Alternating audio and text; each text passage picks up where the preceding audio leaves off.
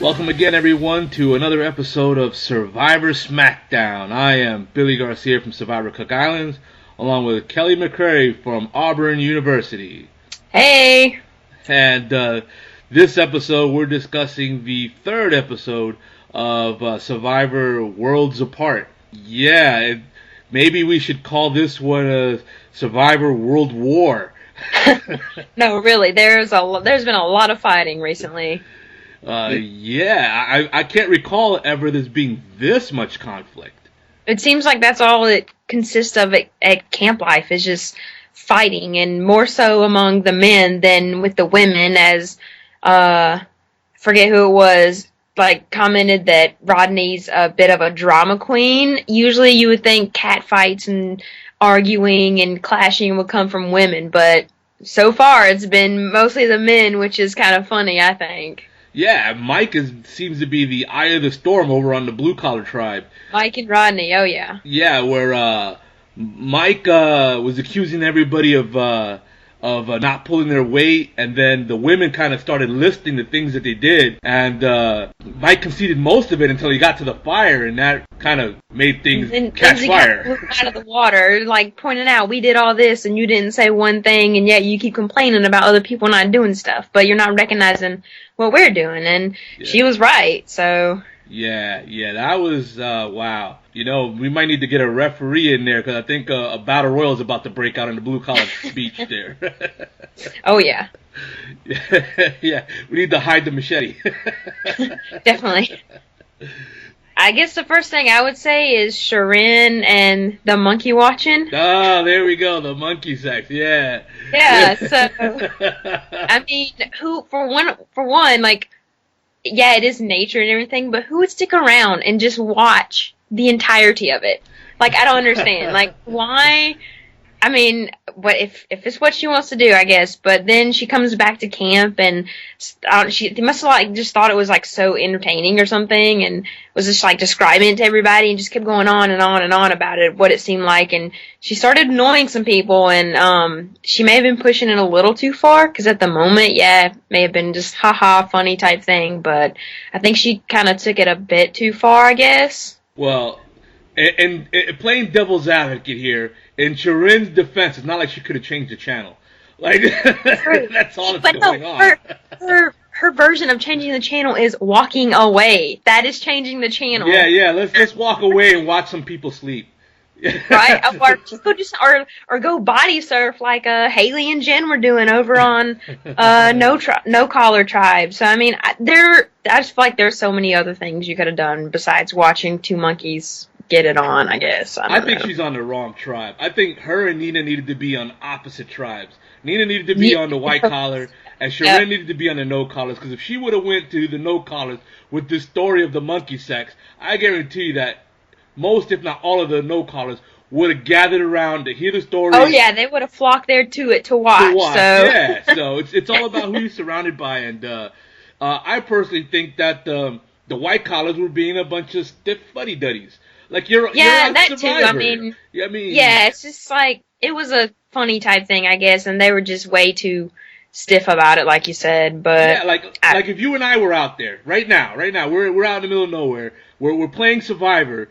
Like if a tree fell over, it wouldn't be like, nah, trees fall over all the time in a while. What's the big deal? Let's go check it out. Yeah, let's go check. We're on Survivor. Like, what are we gonna do? Sit around and stare at the floor and complain about how hungry we are? Let's go do something. I mean, I could see going, like, someone comes back to camp with this information, and you're like, what? Because you just don't think about that kind of stuff. And, yeah, you may go, like, check it out real quick, but, like, I wouldn't stay the entirety of it and just watch. But, I mean, I guess entertainment out there is what you got, so. 24 hours is a long time. When you're in one place for 24 hours a day for 39 straight days, just one place, think about it. It's not like they can go visit another beach.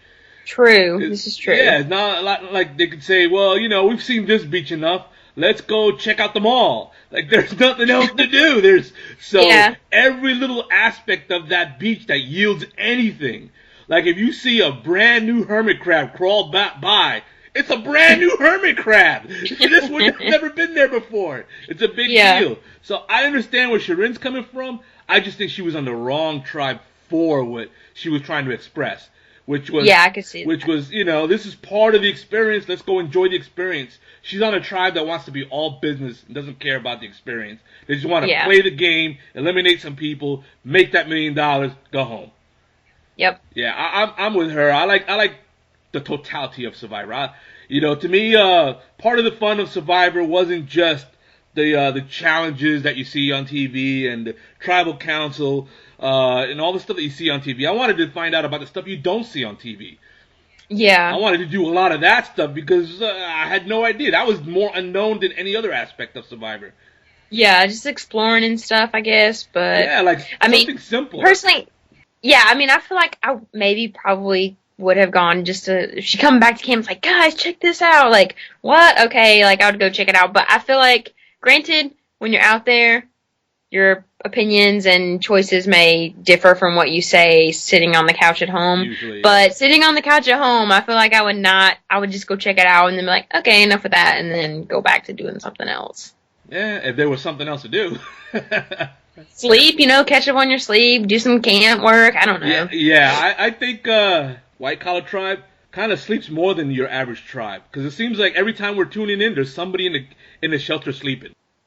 It's the same thing with blue collar too. Yeah, there always seems to be someone just laying around, I guess. Yeah, and usually when you hear of Survivor, laying around is a bad idea. So I can see why Sharon found something to keep her on her feet, just something to do. Yeah, with me, like one of my favorite things that I did in Survivor was just take the canoe out for a spin. Like there was nothing to do with the canoe. You can only do so much fishing, and they're only out at certain hours where you can catch them when the sun is beaming in a certain spot. And then, you can catch them. Otherwise, you're wasting your time and energy. But just taking the canoe for a spin, because, I'm from New York City. When do I get to go on a canoe? Yeah. So, I think, I couldn't tell, do they have a canoe or not? I guess they haven't really touched on whether they have a water ride. That's true. I guess I haven't really noticed that, so you just mentioned it. Yeah. There hasn't been much of a canoe pushing out to sea to go to... fish or go to tribal like they used to. I don't know. That's kind of interesting. Now I'm gonna look for it on Wednesday's episode. Yeah, because if they have something like that, then there's something to do. You have something to just get a couple of people that get along and get out in the canoe, and you've got something to do. But if they don't even have that, geez. All you have is monkeys, so you just gotta go. Yeah, that's your entertainment. If you get bored, pick up a rock or something, so you can skip it in the water. I don't know. that's the monkey thing is the real National Geographic channel out there. Yeah. All right. Oh man, so that goes to show you that in Survivor things get so blown out of proportion that monkey sex would be such a big deal that people make such a. And the fact that the hashtag was trending on Twitter, I found highly hilarious. Yes. Oh man.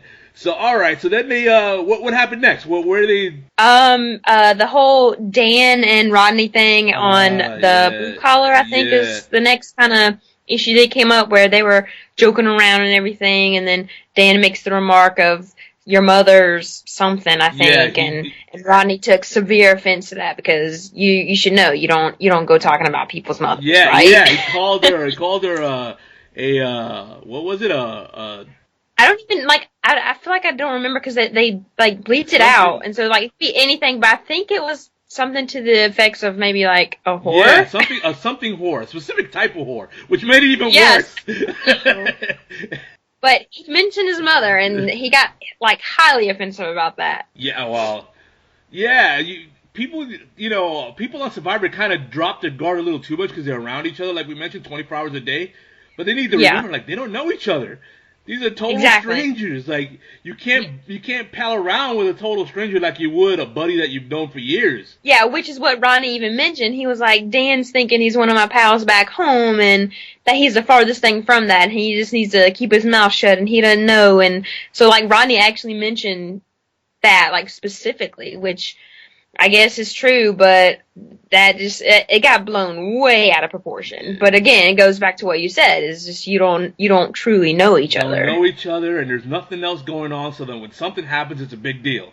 Oh, yeah. So, Dan, he's the kind of person that takes 2 baby steps forwards and 1 giant step back. Like, every time we see him. He even said, too, I think, like, his best asset is also his worst asset, which is his mouth. Yeah, that's the cat. And he, like, I guess he's a people person. I guess that's what he meant by it. So he knows how to, because he's the mailman, isn't he? Postal worker, yeah. Yeah. So, like, I guess he has people skills to some extent, just making conversation and stuff. But then it's like he almost doesn't know where to draw a line, and his mouth also gets him in trouble quite often. Well, I would imagine if you deliver mail, you spend a lot of time alone. Yeah, or gossiping with people who come out and get the mail or something. So I don't know. Yeah. That's a good point. But it doesn't end there. You'd think that would have been the end of it, right? And Rodney and Dan would have been like mortal enemies, and whomever wanted Dan out or Rodney would have had a way, would have had that rallying point where they could have got one or the other out. Sure.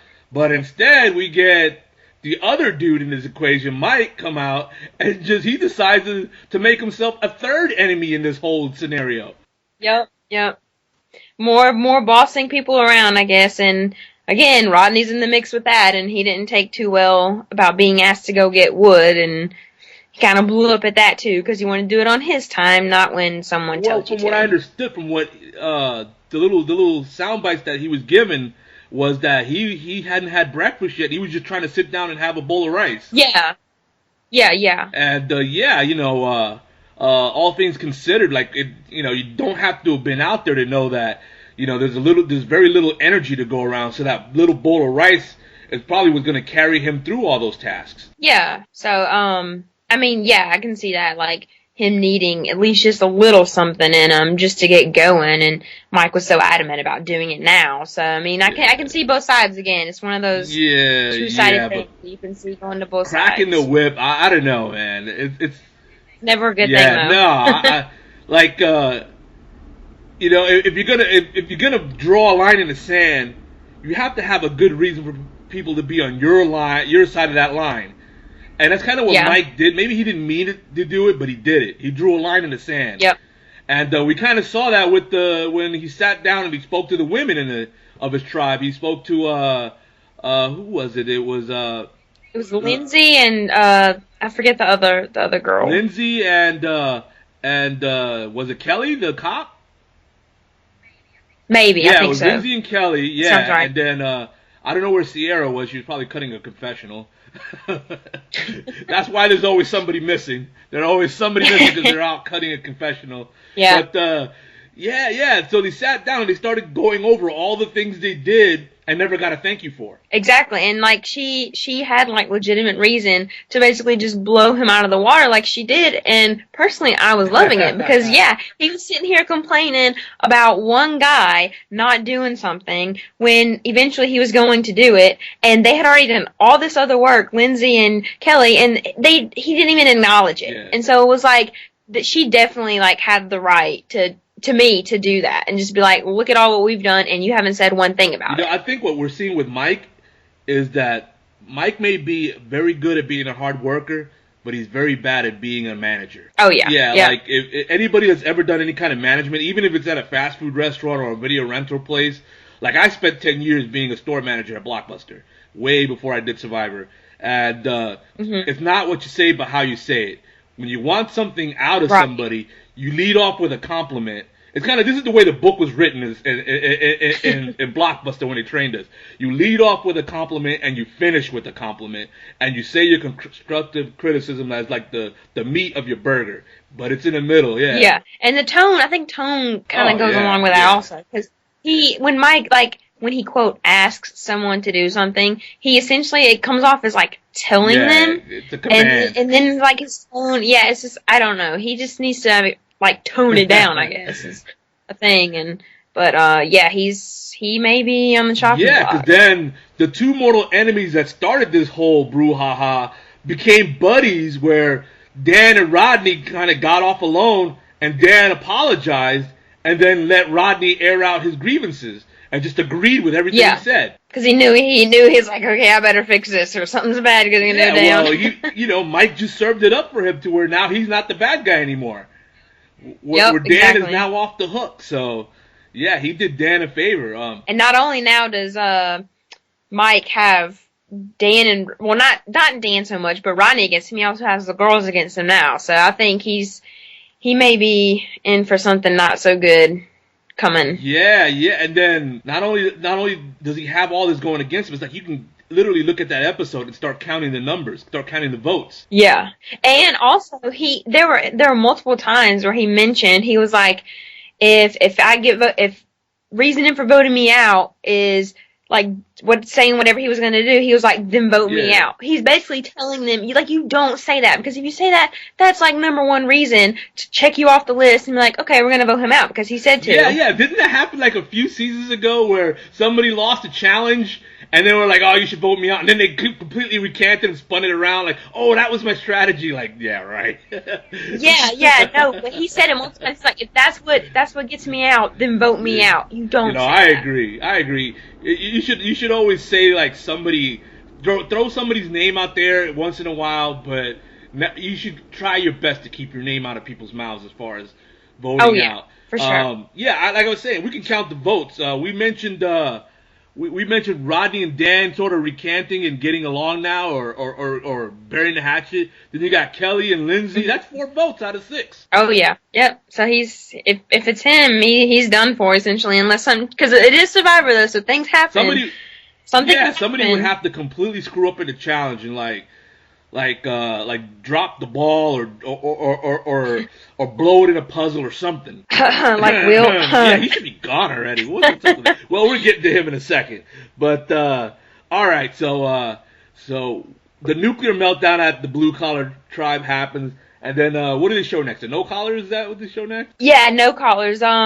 What I have, because I actually watched it again and I just jotted a few things down, but they were having some fun over at No Collar for a while there, because like I mentioned earlier, Haley and Jen found some driftwood, which I thought was like interesting that it had never been anything like this had never been shown that I can recount on Survivor before. They were just like having a good old time, just body surfing with some driftwood out in the ocean, just kind of taking, I don't know, just chill day or something, chill couple hours just to take their mind off the game, I guess. I thought it was pretty interesting how, I don't know, it just never really been anything like that shown before. So I felt it like kind of to be refreshing, I guess. Here's some little insider info. The way Survivor is, how to put it, I don't want to say it's a system, but let's say the way Survivor is kind of drawn up, the first day one of the cycle is always reward challenge when they have reward challenges. We haven't had one this season yet. I know. I'm waiting for that. I want it to be 2 separate challenges. Come on, please. But I have a feeling that's because it's 3 tribes and they're doing the first and second place thing. So I mean, I guess I can understand that way. But I would much rather have 2 separate challenges. I'm 100% behind you on that. Second day is the immunity challenge. And then third day, if you won the immunity challenge, it's kind of like a day off where it's play day. Right. And so what we were probably seeing was some residue of the play day for no collar, because even though they were the ones that went to tribal council, they kind of, all right, since there's no reward challenge, we'll use that as our play day. Okay, yeah.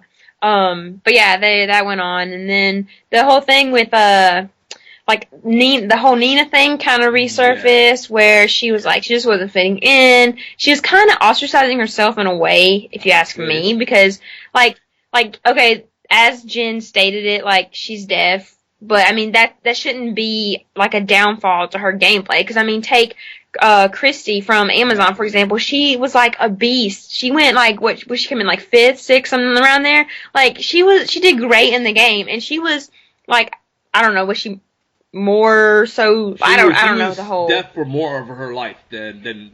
Yeah, right. You can hear it in her speech.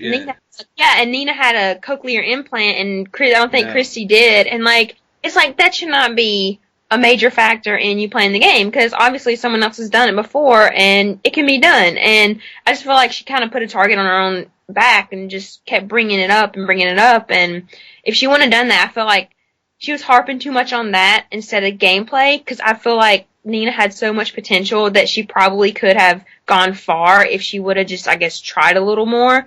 And like, when her and Joe went off in the woods to talk, and he was basically telling her, like, just have a little more fun, just kind of come out of your shell, I guess. And it just seemed like she never could do it. I agree. I agree with everything you said there. They were being surprisingly nice to her. On Survivor, when you're on a downward spiral, they usually pound you, and it's like hyenas, starving hyenas ripping you apart. For whatever reason, no collar, maybe because they're all no collars, they were all really nice about it. Nina kind of reminds me of this family friend I have. His name is Andy, and he's Dominican, but he's dark-skinned Dominican. And he's a clown, but he likes to clown around with stereotypes. So every time something doesn't go his way, even if it has nothing to do with anything anybody's done, it could be like he's holding a piece of paper and the wind came and took it. And he'll say, "Oh, it's because I'm black." That's what he does, and that's what Nina reminds me of. It's because I'm deaf. It's just constantly. But I mean, personally, I actually like Nina. Like, I hated to see her go. I just wish she would have played more. Because like even when there was a part where Joe he like caught a lizard or something and like cooked it up, and they were all like trying a bit of lizard, and I think it was Hallie or Jen, one of them was like, "Come on, you're gonna try it, like try it for Survivor," and then she just wouldn't try it. And before that, in one of her confessionals, she even said herself, she was like, if I'm gonna go far in this game, I need to change. And like that was basically an opportunity for her to show some sort of change that she's trying to do, and she wouldn't eat the lizard. Like, come on, just try it, you're out there, like. Exactly. This is another example of what we were talking about earlier in this podcast. It's Survivor. It's about the experience. Right. Yeah. Just live in the moment, and this is stuff that well, Nina's from California? Okay, California. It's kind of very Hollywoody and very red carpety, and maybe that's what she's used to because she's an advocate for the deaf. So they tend to do a lot of events where, there's a spread, and I don't know what's in the spread or whatever, cheese and caviar, who knows. But, okay, this is not that. But you knew that when you signed up for this. Exactly, yeah. You knew that there was a very, very high likelihood you were going to eat something that you had never eaten before and will never eat again. Probably, yeah. Here it is. Here it is. Just try it. Just try it for trying's sake. And it wasn't even something awful like a scorpion that is like poisonous. It's a lizard. And it was cooked. Come on. Yeah, it was cooked. Yeah, I could tell you from being out there what what lizard smells tastes like. Cooked lizard. It tastes like burnt nothing. Like that's what it tastes like. Like you taste one of them was eating, and they're like, "Come on, it tastes like chicken." Like, well, yeah, he was full of everything tastes like chicken. It's okay. You can try lizard. Yeah, well, he was full of it about it tasting like chicken, but still, you don't taste it. You just taste the burntness of it because it's all skin and bones. That's what a lizard basically is: skin and bones. So when you cook it, there's nothing left except the burnt. I wish she would have just tried it just to open herself up a bit, and I feel like maybe if she would have, she might have had a fighting chance because when we get to the challenge, Will, again, you can tell it takes a toll on him, and so like if she would have just like opened up a bit more, that might could have saved her from that, but I don't know. Yeah, no, I agree with you. I think Nina was her own worst enemy. Oh yeah. She may never admit it, but she had her chances. There are plenty of survivors that would have killed to have had that many chances to get in good graces with the tribe, myself included. So, all right. So, what's next? We get to the challenge? Well, before that, though, they go back to White Collar, and everyone's looking for the immunity idol. That's right. And Carolyn is just sitting back nice and pretty and essentially just, like, laughing on the inside because everyone's, like, going crazy looking for it. And she just thinks it's funny because she already has it. And I love that because she was just like, ha, guys, you're exerting all your energy. And it was just, I thought it was pretty funny. I don't know. Okay, maybe it's because I've been out there, but I'm gonna bring you into the scenario. Let's say you and I were out there looking for the hidden immunity idol. We're turning over rocks. We're sticking a hand in trees. At some point, don't you think? At least I know I would have looked around and say, okay, who's not here? Exactly. Yeah. That's fine too, because even like if I were Carolyn and I had the immunity, I feel like I would maybe just go try to look a little bit just to be like, so you're not on the outside. But then again, they could just be like, okay, she doesn't really care, but then it puts a target. It's more of a target of saying, why is she not out here looking? Oh, she must have it, but she hadn't had a clue or anything, so I don't know how like, you would think Shirin, being the super fan she claimed she was, like, would see some up with that, but she was just stirring up more trouble during the looking of it with Joaquin, and they kind of got into it. Yeah, because look at Tyler. He already knew she had it, but he was out there looking anyways. Yep. So he had the brains to go out there and look. I don't know. Even if Carolyn didn't have it and she was really being lazy, I would have been like super suspicious. Oh yeah. Yeah, so, but I mean, I still thought it was funny because she was just like, just kind of rubbing her hands together, like with an evil smirk on her face, like, ha ha ha, they don't know, but they may soon know, so. Oh, and then what happens next is Shirin's like, hey, why don't we all take a break, and Joaquin pretty much gives her the FU. Yeah, like, if someone wants to keep looking, you cannot make them stop looking. Like, I would be the same way, kind of, but then again, it's like, if it's a group consensus, you don't want to be the odd man out because then you're going to have a target on your back for kind of not being with the group in a sense. Because like Tyler and Max were both like, yeah, let's do that. And Joaquin was like the only one not wanting to do that. So I could understand Joaquin though. He's clearly on the chopping block. And I don't think this is a tribe that's being nice to him like the no collars are being to Nina. I think they kind of let him know he's on the bottom. And then, if he doesn't come up with this hidden immunity idol, he's a goner. Oh, yeah. So, which he's not going to unless there's another one, and there's not another one on there, because, I mean, Carolyn hasn't. At least on their beach. If they had a canoe, he could sneak to somebody else's beach. And steal their idol. Yeah. I mean, but, again, we don't know if they have canoes or not. I still love the fact that she found it with no clue, because, here Joaquin is with an actual clue, and he still can't even find it or even where it actually was. And Carolyn's just being a beast and just she's a new Russell, I guess, to a sense of in finding hidden immunity idols. Right. Yeah, when she starts burning socks, then we'll give her the Russell tag. Yeah, Joaquin, he's got the clue, and then he shared it with, of all people, Tyler. Exactly. Now that in a sense puts even more power into Tyler's hands because now he's like on two sides.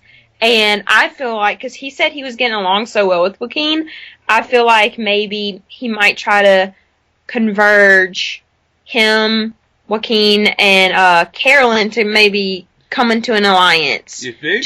You think? Or maybe? I mean, I had this kind of, like, I don't know, like a feel of that maybe. I could be totally wrong, because Tyler, he's like really, he's getting close with Joaquin, but then he's also really close with Carolyn, so it's just like, that would just make sense to try to converge the two, and maybe just not tell Joaquin about the idol, since he's so adamant in trying to find it, but I mean, you could still form an alliance. Yeah, I think, go ahead. Well, Shirin's on the chopping block anyway, so I mean, it's like, I feel like she's just annoying so many people, and even as I think it was Tyler says, crazy is as crazy does, and she's basically going crazy because he mentions like nudity and the monkey sex and all this stuff with Shirin, and it's just like she's probably the one on the chopping block at the top on White Collar, if you ask me. Well, Max was no less nude than Shirin, so true, but he didn't come as close in contact with Tyler or he's very conservative. Yeah. Okay, this is what I see. Tyler has 3 different paths in front of him, and it all depends on whether he's gonna let his emotion dictate which path he's gonna go on. If he does, then it's Shirin that's the goner. But if he plays to win, then it's actually either Max or Carolyn that's the goner, because sitting next to Joaquin and Shirin is a guaranteed win for anybody at this point. Oh, yep. And since they both have their heads on a chopping block, they will obey Tyler. Yeah, true. This is true. Okay, yeah, I guess I hadn't thought of it like that. Yeah, but then again... And he knows Carolyn has the idol, so he could try to flush it out and sacrifice... And then try to find it himself, right. Yeah. But then again, it also goes back to there's still... 3 different tribes, so they need the strongest people to, I guess... Yeah, it depends on when they go to tribal. Yeah. Yeah, if they go next episode, then he'll probably take out Shirin. If the next episode is again no collar, and they're on the verge of becoming extinct, then... We're going to have another Palau on our hands where they just absorb the other tribe into the other tribes. Right, or Philippines. Oh, yeah. Yeah, but if that's the case, then and they go to tribal council later than sooner, then he could start making moves to put himself in position. And I feel like he could be a move maker too. Like because he in a lot of his confessionals he explains reasonings of what he's thinking and everything, and it often makes sense. And so I think he knows what he's doing, and he has the potential to make some big moves. I feel like. Yeah, I think he's got his head screwed on straight.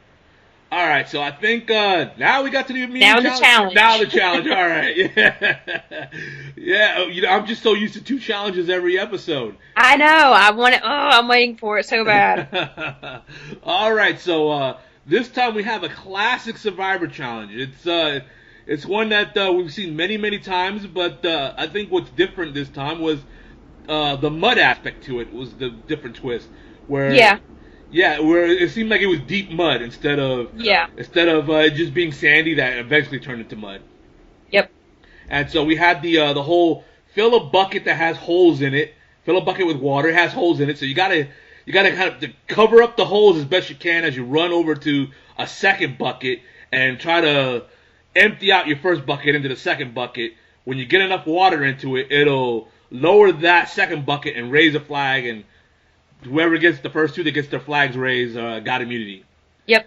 And then in my opinion, the story of this challenge was the no collar strategy.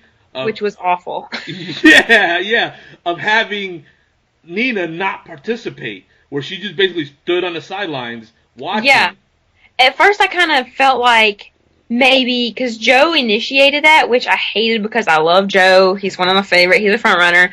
But the fact that he initiated it, I felt like he had just been like the couple scenes before that where he and Nina were talking in the woods, and he was like, I get it. No one's used to this kind of stuff being out here like that. Like, I felt like they kind of bonded, and then it was like he just went right backwards like before that because he just like was like, don't participate, or they told her to run ahead.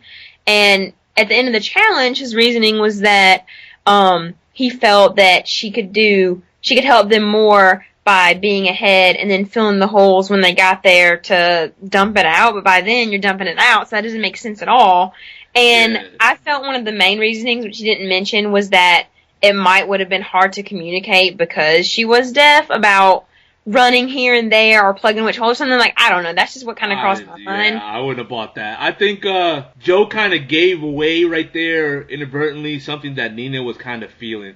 That they were telling her all the right things, but their actions were not representing everything that they were telling her. Yeah. And so I think we saw that manifest itself, and it kind of, as much as I hate to admit it, because I kind of wanted to root for the no-collars to show that they were, their hearts were in the right place. Mm-hmm. And it looked like, okay, now in this challenge we're seeing now that maybe Nina did have a point after all. Yeah, and then also, because it's like, okay, they did it the first time, and she ran ahead. Obviously, that didn't work. Even Jeff pointed it out and was like, this is not working. They did it again for the second run, and then after that, it's like, oh, this isn't working. It finally hit them, and then they decided to include her, and by then, it's way too late, and they ended up losing. Yeah. And then it didn't help that you have a tribe with Will on it that is already, handicapped. No pun intended. And then you make it worse by taking out Nina, and so it's essentially a 3-person tribe is what you got. Yeah, so, again, Will struggled. He even said that the challenge kicked him in the butt. Like it just like took everything out of him in one of his confessionals afterward, and it's just like, okay, this is the third challenge that he's kind of struggled at. Like, is he really that much of a help to our tribe in challenges? And if you go on that, no, not so much really. Yeah, I think to be honest with you, I think Will's best forte is, since he's got a very unique voice to him. It's, nobody else on his tribe has that voice, or even nobody else in the game has that voice, being the only African American. So if they had a challenge where everybody's blindfolded and he's yelling instructions, you can hear him over the other tribe callers. Which isn't that the next challenge for this week? I don't know. Well, I think it was. I think they're blindfolded because people are running into stuff and getting hurt. Right. So I'm thinking, okay, if they put him as the caller, this is his chance to redeem himself. Exactly. We're kind of jumping ahead, but yeah, this will be a chance to redeem himself. If he's one of the people that's blindfolded, it's over. That tribe could just all hand over the torches. I think that's the next challenge for this week, and someone gets hurt, I think, from the preview. There's always, that's something serious hurt, though. They're like, and it's a girl, because I couldn't tell, like, the last shot they showed, but someone said she's bleeding, I think it was. Yeah, so that's going to be, I hope somebody doesn't get medevac. That's always the worst way to go. Oh, I don't even want to, if I was ever on Survivor, which hopefully soon, that's like my worst fear, is to have to be medevaced out. Yeah. I should have been medevaced out. Because I got set on fire in my first challenge. I've told this story many times in many podcasts. I guess I'm gonna tell it one more time. But in the first challenge, we had to put together a puzzle boat, paddle out to this platform in the middle of the water where there was a barrel of kerosene and a torch next to it. You dip the torch in the kerosene and then you light it. And then you bring the puzzle boat back, take it apart, and you use the pieces of the puzzle boat to climb up to make a ladder to climb up a tower. And at the top of the tower is a cauldron. You light the cauldron, you get immunity. Mm-hmm. So the puzzle boat pieces that made the ladder, it's just puzzle boats pieces. It's puzzle pieces. So as we're all taking turns climbing, it's falling apart. When I take my turn to climb, a piece falls off and it stops my forward progress going up. And Christina, who's our torchbearer, kind of has her head tucked because the fire is above her. So she, she doesn't want to look right into the fire. So she kept climbing, and I had some of the kerosene from the barrel on my back already. So she completely lights me up, and Jeff Probst is on the top of the tower, no more than 10 feet away from me, yelling, "Billy's on fire! He's engulfed in flames!" So I climbed to the top, because those are my choices. Climb to the top or throw myself all the way to the bottom. And closer to the top than to the bottom, so I climbed to the top. And I rolled myself out and patted myself out, and we took second place in the immunity out of 4 tribes. So we still did all right.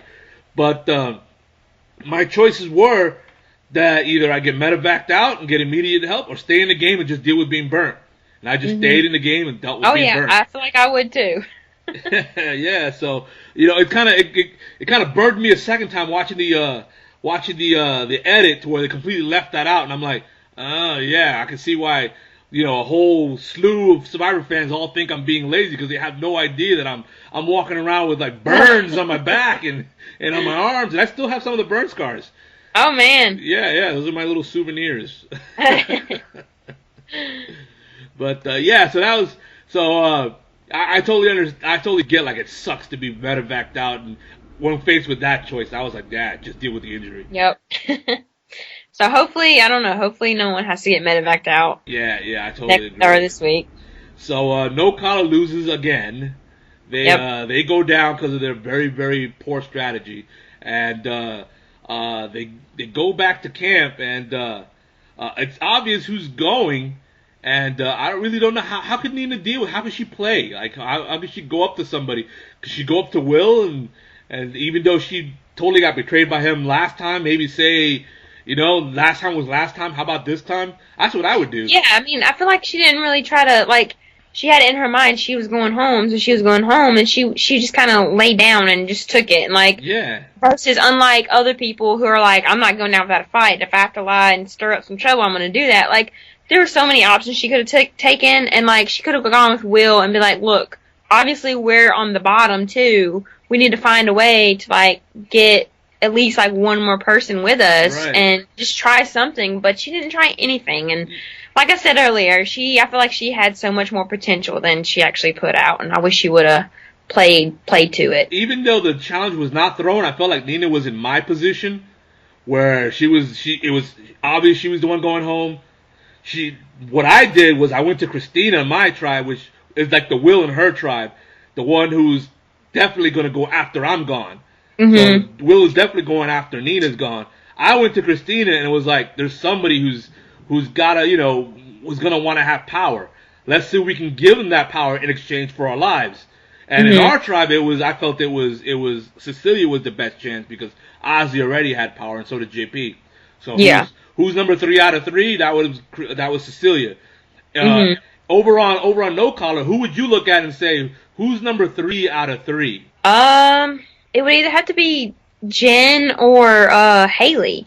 Because it's also, like, Joe, I feel like, is the top dog on No Collar, because he's just good, it seems like, at everything. And I feel except maybe some decision-making skills. Yeah. And then it's like Will and Nina are bottom 2, but I guess they almost didn't even really have a chance, because I feel like Jen and Hallie would just go with Joe.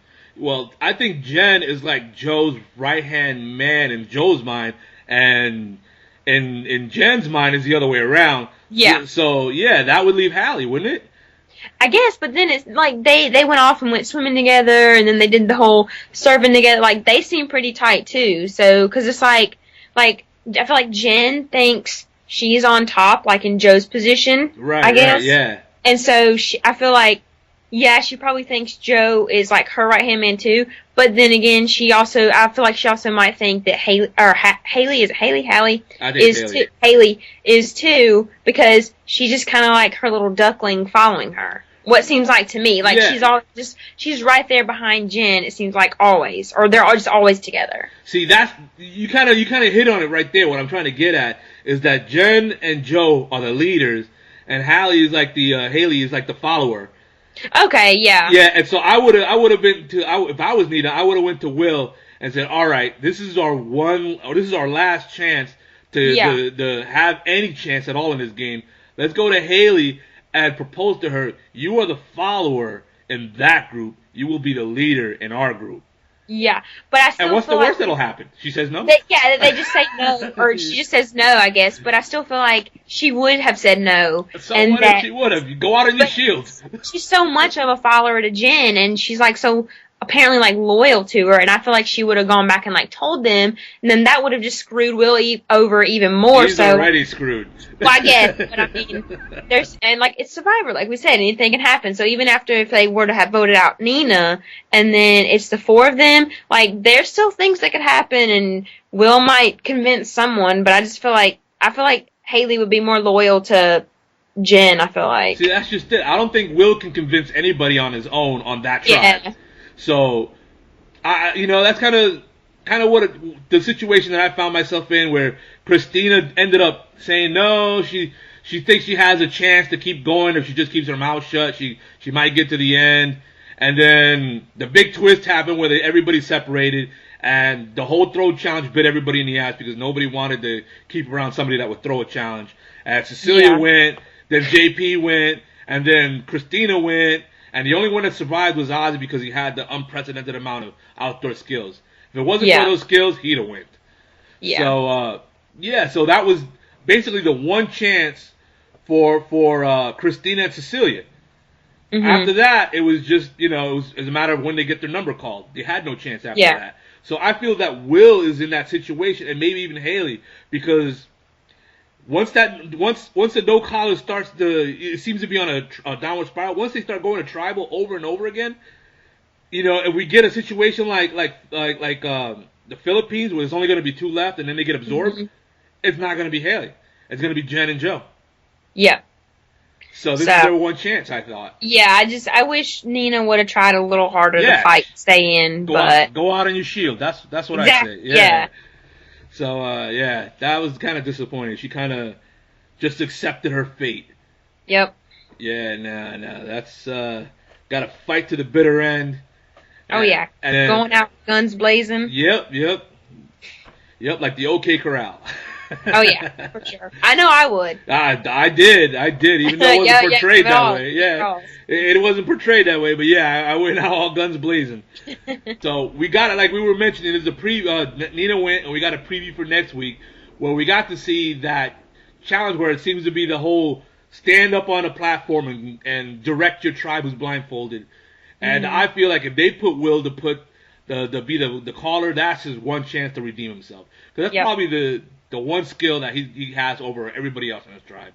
Yeah, because I mean he's a YouTube personality too, so he knows how to I guess put himself out there and like use his vocals and stuff. So I mean I feel like that's the perfect time. Which even if he's not the caller person and they still lose, I feel like he's still going home. Yeah. So like they essentially need to win if he wants to stay in the game. No, I agree. And I want them to win because I personally am I've been a fan of the no caller tribe because I don't know, I just feel like for the most part I've liked mostly everybody on that tribe, I think, because there's like a few on white collar that I really like, and then there's like maybe a couple on like blue collar that I really like, but I feel like overall I was just drawn to the no-caller tribe, and it's just like, oh, come on, they keep losing. Come on, I want you to win. Yeah, you know what? I want to see the blue collar go to tribal council, just because we know this. We already got a preview of this nuclear explosion. You know, they go to tribal council. It's probably going to be like a half-hour tribal. There's going to be so much going on. Oh yeah, Rodney especially in the mix in that. Yeah, Rodney, Mike, and Dan, the three of them. Yep. Yeah, that would be a good tribal. So I don't know. We'll have to wait and see for Wednesday. Yeah, I think only Kelly was the only one that didn't have any beef in this episode from the tribe. Even she said being like as a cop, you learn to sit back and kind of watch and listen. And she even gave the example of like when they get calls to go to bar fights, they kind of just they don't rush there. They just take their time. So just kind of let them settle it out themselves, and they get there, and then everything's kind of calm down a bit, and which is what she basically did when they were all fighting at camp. Right. So yeah, work itself out for the most part, I guess. Yeah. There's still maybe some underlying feelings there, but basically what she said was true, and so I like her a lot too. Yeah, so that's why I want to see them go to tribal, because I think Kelly would be the only quiet one, and the rest of them it'd be a free for all. Oh yeah. I don't think Jeff would get a word in edgewise. No. All right, so I guess it's time for our usual predictions of who's looking good, who's not looking good, and who do we need to keep an eye on. All right, am I going first again? Always, ladies first. Okay. So the person that's I feel like is on the chopping block is Will, just because he just can't seem to get it together and challenges, and like we've mentioned all throughout earlier today, I don't know, he just seems to be the biggest one on the chopping block. Looking good, I would say, I feel like Kelly, like we just mentioned, okay.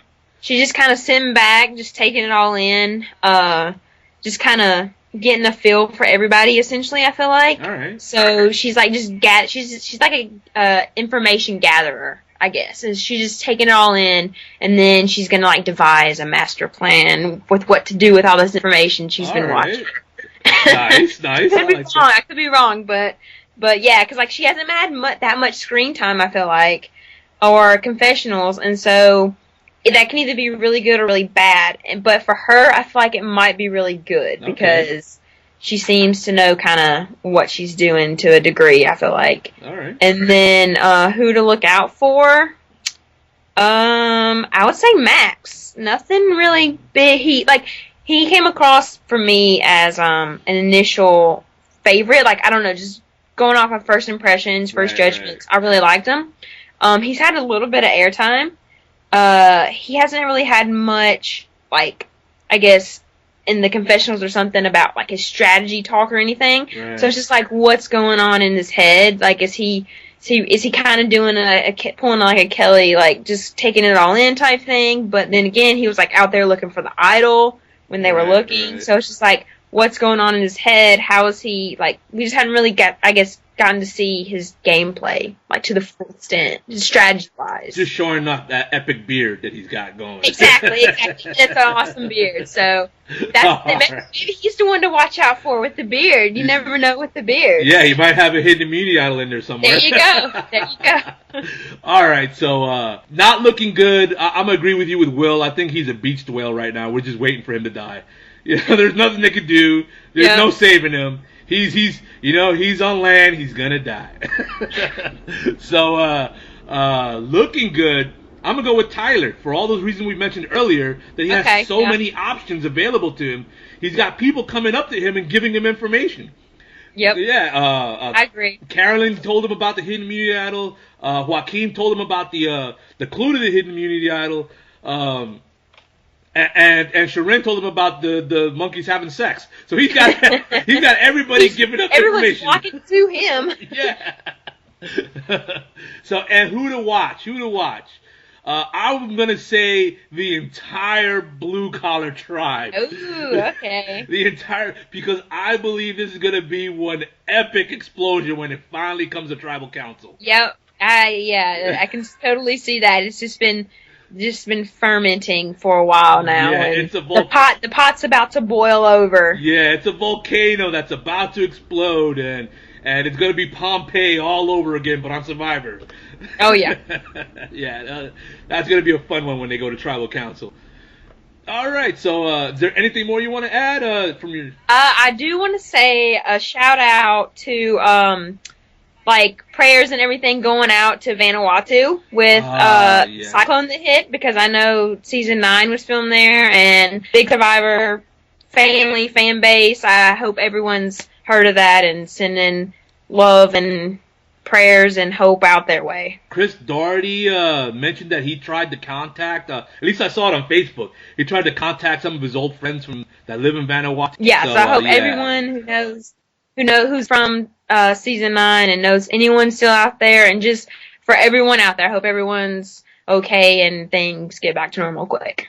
Yeah, I hope so too.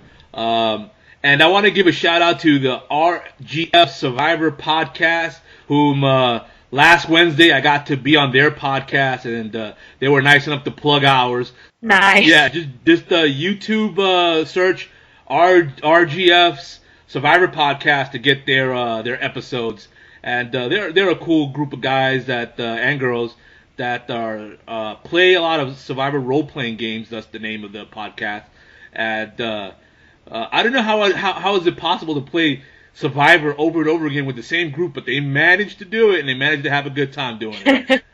So, yeah, come up with different strategies every time. Yeah. I mean, at some point, I would know, like, okay, I am never going to trust this person. At least I would think that. But all right, so or have the same game strategy, and everyone thinks you're going to change it, but you don't. So then you just keep going from there or something. I don't know. Yeah. That's a cool idea. Yeah, it's definitely a fun concept though. Online Survivor gameplay. Yep. But then again, it is role playing, so maybe they just play as different characters or play themselves as different. Yeah. So you never know who's who really. Ah, okay. Yeah, so yeah, that's an idea. Okay, so definitely a shout out to them, and again to Survivor Oz, who a couple weeks ago gave us a shout out. Those are cool people. Oh yeah. Yeah.